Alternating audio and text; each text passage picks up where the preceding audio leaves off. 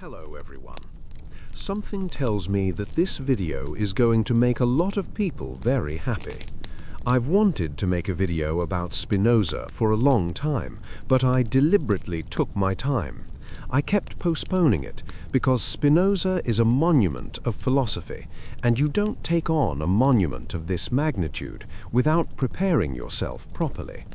I hope this video will live up to your expectations. Spinoza is one of those authors who are very difficult to approach, for the simple reason that his philosophical system aims to be a system of totality. In other words, Spinoza's philosophical ambition is nothing less than to explain God or nature, because from him, these two things are one and the same. God or nature, that is, the totality of everything that exists. And you can easily understand that dealing with totality in a YouTube video is necessarily a bit delicate. So I will attempt the exercise while asking in advance for your indulgence. And to deal with this difficulty, this video will be an introduction to Spinoza's thought, not an exhaustive presentation of his philosophy. First, a few biographical elements, because you'll see that Spinoza was quite a remarkable figure. Spinoza was a 17th century philosopher, a Portuguese Jew who emigrated to the Netherlands. He was a highly controversial philosopher because of his positions on religion. It should be noted that Spinoza was excommunicated by the Jewish community and even survived an assassination attempt. In fact, the person who tried to kill Spinoza attempted to stab him, and Spinoza kept the coat pierced by his attacker's dagger until the end of his life. Spinoza published his main work, Ethics, in 1677, 2 years after his death, because he was fully aware that publishing such a work during his lifetime could have earned him the stake. Spinoza was the kind of philosopher who did not hesitate to cut straight to the bone and did not soften his positions. We will see concretely why Spinoza's philosophical positions were, for the time, totally innovative, indeed revolutionary. But before that, we need to set the scene. Spinoza is known as the main opponent of Descartes of the same era. Opponent in quotation marks, because in reality Spinoza does not reject the entire Cartesian corpus. However, he opposes Descartes on an absolutely fundamental point. Where Descartes was a dualist, someone who established a separation between matter and mind, between extension and thought, Spinoza believed things were not so clearly separated. Spinoza was a kind of precursor of what would later be called monism, the idea that the body and the mind cannot be dissociated. Since Plato, this ontological separation between body and mind had been considered almost self-evident, an obviousness that fit perfectly with the Christian vision, based on a here below, the material world, and an abun, the spiritual world. But for Spinoza, this distinction has no reason to exist. In reality, body and mind are simply two attributes of a single substance, which he calls God or nature. To properly understand this idea of Spinoza's monism, I'll use an example. I'll take the example of cannabis. Cannabis, for those who know it, causes an alteration of mental capacities, an alteration of what we call the state of consciousness. When you've smoked cannabis, you think differently, you perceive things differently. But at the same time, smoking cannabis also alters physical capacities. Try boxing or doing a weight training session after smoking a joint, and you'll see it's not the same at all. It becomes very complicated.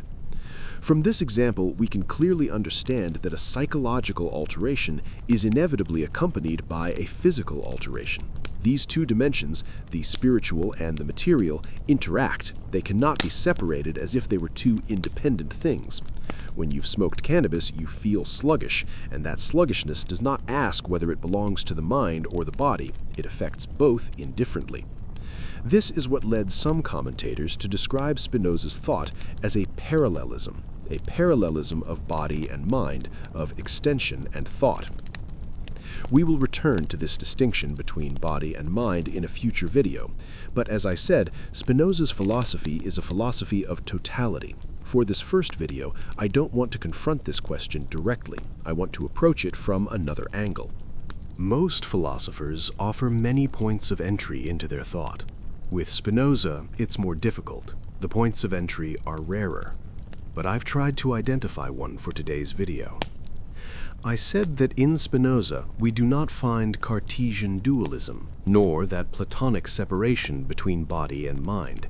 But this monist vision has an extremely concrete consequence: Spinoza's conception of freedom. For Spinoza, freedom is an illusion. Before explaining why freedom is an illusion, according to Spinoza, we first need to explain why, for Descartes, freedom is a presupposition. For Descartes, human beings possess free will, that is, the capacity to choose. Free will, for Descartes, is what he calls the decree of the soul, the capacity of our will to determine itself independently of external influences. Free will is the independence of the will with respect to matter, and free will is fundamentally linked to the distinction between body and mind, because for freedom to exist, the mind must be able to determine itself independently of the body. This is why Spinoza's monism directly blocks the notion of free will. Why is free will an illusion? Because human beings, since they are both physical beings and spiritual beings, that is, beings endowed with consciousness, believe themselves to be the authors of their actions, the free deciders of how they act. This belief underpins most of our modern societies, the idea that we are masters of our bodies. From this follows the notion of responsibility. If we did not possess free will, the notion of responsibility would not exist, and therefore neither would the notion of justice in the legal sense. A murderer could very well say that it was his body that acted, and that his will merely followed the movement of his body. So there would be no reason to designate him as guilty. If free will does not exist, everything becomes justifiable. And that is absolutely revolutionary in the strict sense of the word. It would completely call into question the very foundations of social life.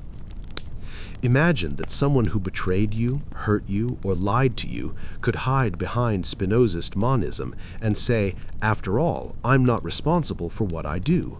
I am entirely determined, so I cannot be held guilty for what I did to you." Spinoza's vision is therefore not viable on the juridical-political level, and yet it touches something absolutely fundamental. Are we really the authors of our actions? Are we really responsible for what we think and what we do? I say what we think and what we do because, as I've already said, for Spinoza, there is no fundamental difference between thought and matter. Spinoza has a well-known quote: "The order and connection of ideas is the same as the order and connection of things." This means that our actions are the mechanical consequence of our ideas, just as our ideas are the mechanical consequence of our actions. This way of seeing things is very disorienting, because we tend to establish a priority between thought and action, either believing that action is determined by thought or that thought is determined by action. For Spinoza, this is a mistaken way of understanding the human being and the interaction between body and mind. Very often, when we are placed in different material conditions, we adopt different opinions. And conversely, when our opinions change, this affects how we act and therefore our material conditions of existence. Descartes' vision, the idea that human beings are guided by free will, is in reality the Christian vision found in St. Augustine, who said that God endowed humans with free will, and therefore God cannot be held responsible for evil on earth. Because humans have free will, they can choose good or evil. That is why Descartes said that human beings are the only beings on earth endowed with free will. Inanimate objects have no soul, therefore no will, therefore no free will. If I take this pen in front of me and throw it across the room, the pen has no choice regarding its trajectory. Its trajectory will be the mechanical result of the direction and force with which I throw it. Likewise, for Descartes, animals do not possess free will. This is the origin of his theory of the animal machine. When Descartes said animals were machines, he didn't mean they were made of metal or gears. He meant that animals obey instinct. in which the notion of will does not intervene, because animals are not conscious of their instinct. Human beings, by contrast, have free will because they are conscious of what animates them. They are conscious of their desires. To a certain extent, this is true. Humans are not forced to submit to external constraints. They can say no. But for Spinoza, this is not enough. Free will is an illusion that comes from the fact that humans are not conscious of the causes of their desires and thoughts. Humans are aware that they decide, but not of the chain of causes and effects that lead them to decide in a given situation at a given moment. Imagine you are sitting on your couch watching a movie, and suddenly you feel like going to the fridge to get a yogurt. You get up, take the yogurt, eat it, and feel pleasure, thinking how nice it is to be human and able to do what you choose. Spinoza would respond that you forget the many reasons and factors that pushed you toward the fridge. You are not conscious of them, yet they exist. You can choose, but you cannot choose the reasons that lead you to choose. Our choice is superficial. It rests on the mere observation of a desire, an affect, an emotion, a passion, and we do not choose our passions, we undergo them. In this sense, we are subject to determinism, the idea that in the physical world, everything obeys the law of causality. Every cause produces an effect which becomes the cause of another effect, endlessly. We might want a yogurt because we saw an advertisement moments earlier that entered our body and mind at an unconscious level. The same applies to a student choosing to study biology rather than law or business. Subjectively, it feels like a free choice. Objectively, it is the result of a chain of causes. Human beings are material beings and are subject to the laws of matter. You cannot escape them. If you jump from a balcony hoping to fly, physics will remind you that freedom always exists within constraints. This blindness to causality is what leads Spinoza to say that free will is an illusion. He uses a simple metaphor, a stone thrown through the air. If the stone were conscious, it would believe it was the cause of its own movement. We are in the same situation. But this does not mean freedom does not exist. As Gilles Deleuze pointed out, if Spinoza's book is called Ethics, it is because humans do have a power of determination. Ethics is thought directed toward action. Freedom exists for Spinoza, but it is not the power to escape determination. It is the power to understand determination. Through reason, humans can understand what determines them, especially their emotions or affects. Emotions happen to us. We undergo them.